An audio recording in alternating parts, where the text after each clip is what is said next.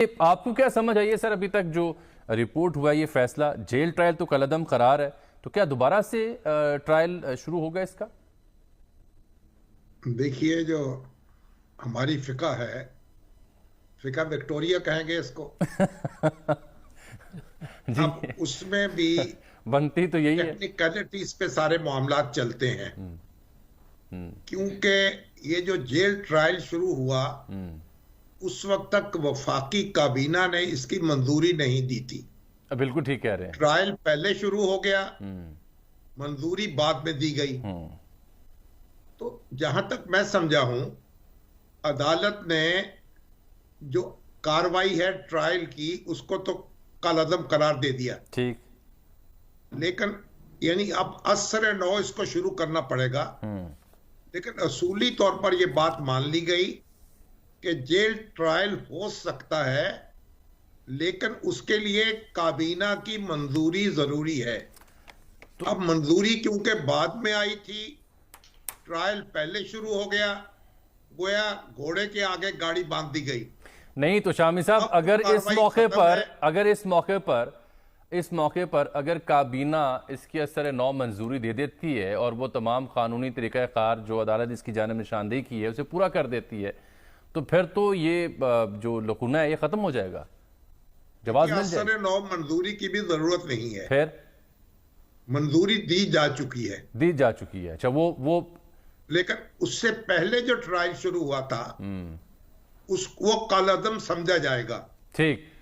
गोया असर नौ ट्रायल शुरू करना होगा, और जो जज हैं उन पर जो एतराजात थे वो भी तस्लीम नहीं किए गए। नहीं, जेल में ट्रायल हो सकता है, मगर इसका मतलब ये नहीं है कि वहां मीडिया की कवरेज नहीं होगी। अगर अदालत उसकी इजाजत देगी तो मीडिया की कवरेज हो सकती है। तो मेरा ख्याल एक रिलीफ तो मिला है, लेकिन वक्ती रिलीफ है, क्योंकि ट्रायल तो शुरू हो जाएगा और कार्रवाई शुरू हो जाएगी और खान साहब को उसका सामना करना पड़ेगा। तो ये आप इसको यानी रिलीफ भी कह सकते हैं और तकलीफ भी कह सकते हैं। अच्छा, ये जो इतने सवालात जिन पर आप गुफ्तगू कर रहे हैं, अब ये ट्रायल कोर्ट पर छोड़ दिए गए हैं। ट्रायल कोर्ट फैसला करेगी कि उसको इन मामलात में क्या करना है। तो इसकी कवरेज क्या होगी, किस तरह होगी, कितनी होगी, कितनी नहीं होगी, ये ट्रायल कोर्ट पे आपने छोड़ दिया है। गोया जो मामला कोई थोड़ा सा वक्ती रिलीफ मिल गया है, लेकिन कोई पायदार रिलीफ नहीं मिला, और ये मुकदमा जो है अब असर नौ शुरू हो जाएगा। यानी मैं तो इससे यही समझा। ये बुनियाद रखी थी कि चूंकि चेयरमैन पीटीआई को सिक्योरिटी खदशात हैं, तो इसलिए जो जेल ट्रायल है वहीं पर ही ट्रायल होगा और उसको ओपन ट्रायल कंसीडर किया जा रहा है। ये तो आप जस्टिस आमिर फारूक साहब वाली बात कर रहे हैं ना? जी, अभी जो दो रुकनी बेंच का फैसला है उसमें अदालत की जान, अब जेल ट्रायल जो है, जो दो रुकनी नहीं है कि जेल ट्रायल जो है उसकी कवरेज ना हो सके। मेरा ख्याल अदालत को फैसला कर सकती है, उसकी कवरेज की इजाजत दे सकती है। जेल ट्रायल तो हो रहा है सिक्योरिटी की वजह से, उसको बुनियाद बनाया गया सिक्योरिटी रीजंस को। तो मीडिया जो है, यानी ओपन कोर्ट में ट्रायल होगा, ये क्लोज डोर ट्रायल तो नहीं कह सकते हम इसको। बिल्कुल शामी साहब, अभी जो इस अदालत के सामने केस था वो यही था कि सिर्फ वकला को इजाज़त दी जा रही है। इंदिरा गांधी केस का हवाला दिया था सलमान अकरम राजा ने कि वो तिहाड़ जेल में ट्रायल हुआ था, लेकिन उसमें तमाम इंटरनेशनल और नेशनल मीडिया को इजाज़त दी गई थी, लेकिन यहाँ पर मीडिया तो दूर की बात, सिर्फ ख़ानदान के अफराद को भी इजाज़त नहीं दी जा रही थी।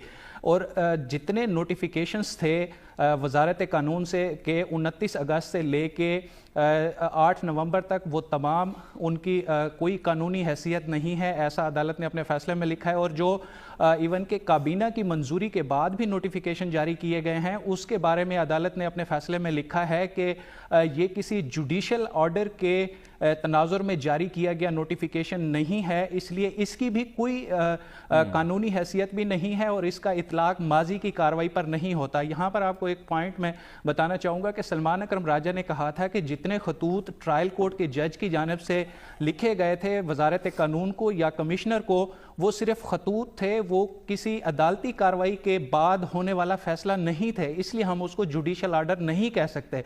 ताहम अटार्नी जनरल का मौक़िफ़ कुछ दूसरा था और अदालत ने यहाँ पर सलमान अकरम राजा के मौक़िफ़ से इत्तफाक किया है। ठीक, यानी मामला अदालत पे छोड़ दिया है, जो ट्रायल कोर्ट है वो इस बारे में मुनासिब हुक्म दे सकती है।